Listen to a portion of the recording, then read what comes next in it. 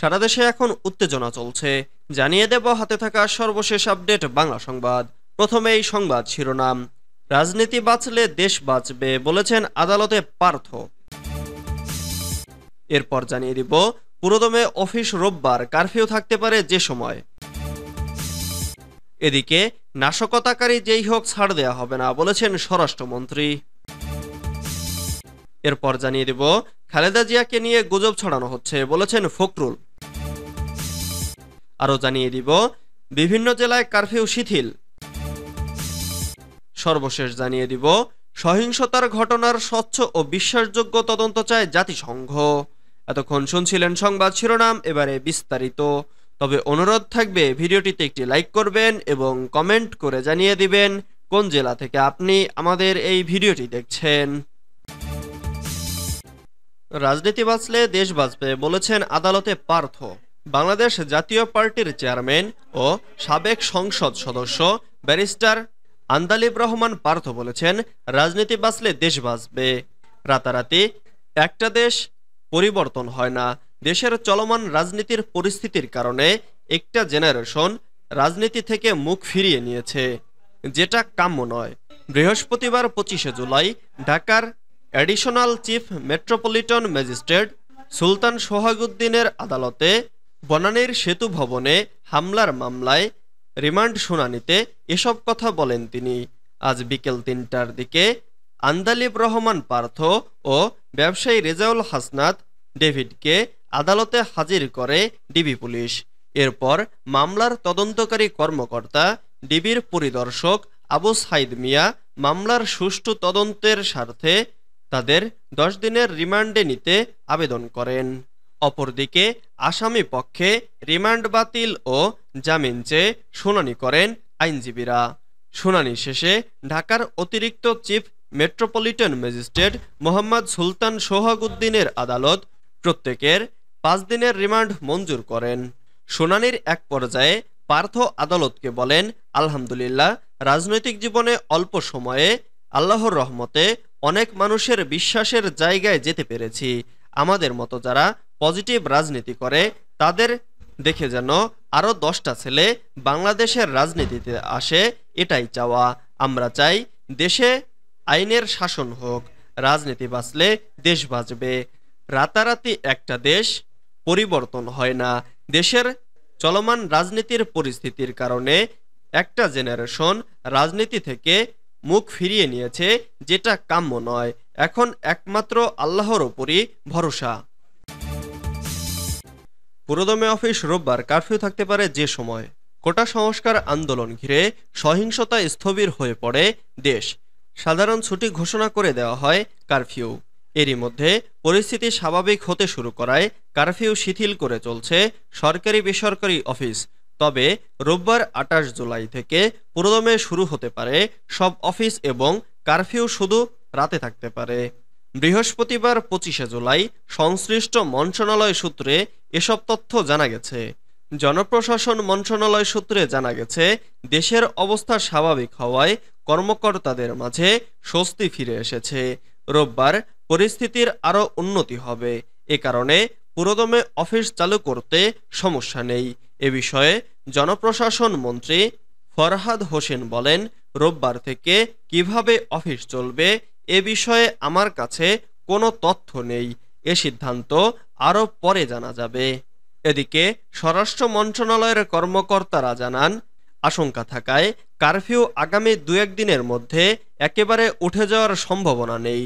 তবে সতর্কতামূলক ব্যবস্থা হিসেবে ও জনজীবন স্বাভাবিক রাখতে রাতে সীমিত পরিসরে কারফিউ জারি থাকতে পারে।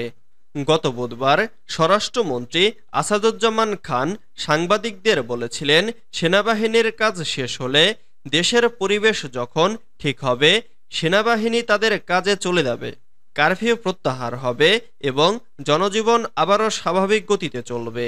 আমরা যত তাড়াতাড়ি পারি সেটি ব্যবস্থা করার জন্য কাজ করছি। প্রসঙ্গত, কোটা সংস্কার আন্দোলনকে কেন্দ্র করে গত 16 থেকে 21 জুলাই দেশ উত্তপ্ত হয়ে ওঠে। এ সময় পুলিশ সহ 1.5 শতাধিক নিহতের খবর পাওয়া গেছে। নাশকতাকারী যেই হোক ছাড় দেওয়া হবে না, বলেছেন স্বরাষ্ট্রমন্ত্রী। স্বরাষ্ট্রমন্ত্রী আসাদুজ্জামান খান কামাল বলেছেন, নাশকতাকারী যেই হোক কাউকে ছাড় দেওয়া হবে না। যতক্ষণ পর্যন্ত নাশকতাকারীরা চিহ্নিত হবে না, ততক্ষণ আমাদের আইনশৃঙ্খলা বাহিনীর অভিযান অব্যাহত থাকবে। বৃহস্পতিবার ২৫শে জুলাই দুপুরে রংপুর শিল্পকলা একাডেমি মিলনায়তনে আয়োজিত আইনশৃঙ্খলা বাহিনী ও জনপ্রতিনিধিদের সঙ্গে মতবিনিময় সভায় প্রধান অতিথির বক্তব্যে তিনি একথা বলেন। আসাদুজ্জামান খান বলেন, আমরা বাংলাদেশের মানুষ বিস্মিত হয়েছি, হতবাক হয়েছি। আমরা কিংকর্তব্য বিমূঢ় হয়ে পড়েছিলাম যে বাঙালি এই কাজ কিভাবে করতে পারে। পরবর্তীতে মনে হয়েছে যে এই বাঙালিই তো সর্বকালের সর্বশ্রেষ্ঠ বাঙালিকে হত্যা করেছে। এই বাঙালিরাই আমাদের অনেক নেতাকর্মীকে হত্যা করেছে। এই ঘটনাটাই আমাদের সবকিছু মনে করিয়ে দেয়। খালেদা জিয়াকে নিয়ে গুজব ছড়ানো হচ্ছে, বলেছেন ফখরুল। বিএনপি চেয়ারপারসন খালেদা জিয়াকে নিয়ে গুজব ছড়ানো হচ্ছে। তিনি ভালো আছেন বলে জানিয়েছেন দলটির মহাসচিব মির্জা ফখরুল ইসলাম আলমগীর। রোববার ২১শে জুলাই রাজধানীর গুলশানে বিএনপি চেয়ারপারসনের কার্যালয়ে সাংবাদিকদের ব্রিফিং করার সময় একথা জানান মির্জা ফখরুল। তিনি বলেন, বেগম জিয়া আগের মতোই এভারকেয়ার হাসপাতালে চিকিৎসাধীন আছেন এবং তিনি ভালো আছেন। তবে বিএনপি মহাসচিব এ সময় অভিযোগ করেন, সরকার নিজেকে বাঁচাতে এখন বিএনপির ওপর সহিংসতার দায় চাপাচ্ছে।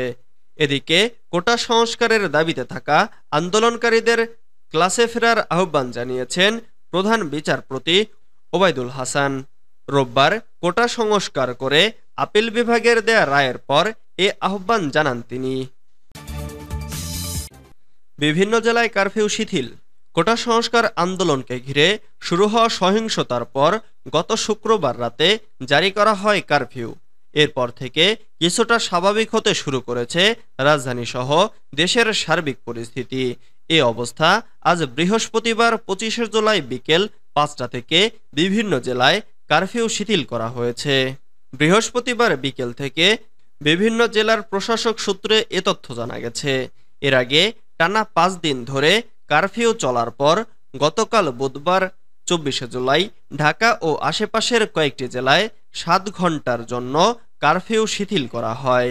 ঢাকা, গাজীপুর, নারায়ণগঞ্জ ও নরসিংদীতে সকাল ১০টা থেকে বিকেল ৫টা পর্যন্ত কারফিউ শিথিল করা হয়।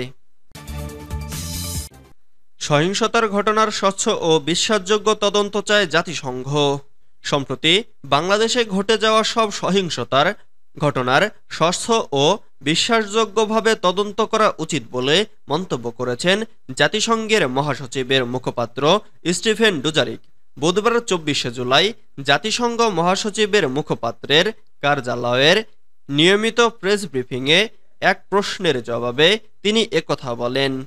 জাতিসংঘ মহাসচিবের মুখপাত্র বলেন, আমি মনে করি বাংলাদেশে যা ঘটছে, আমরা যা দেখছি, গণগ্রেফতার, হত্যাকাণ্ড, যেসব ব্যাপারে আমরা আমাদের উদ্বেগ অত্যন্ত স্পষ্টভাবে প্রকাশ করেছি।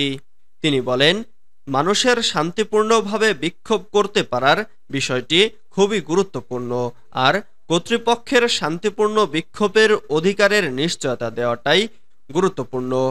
এটি এমন একটি অধিকার যা আন্তর্জাতিক মানবাধিকার চুক্তিতে নিহিত রয়েছে।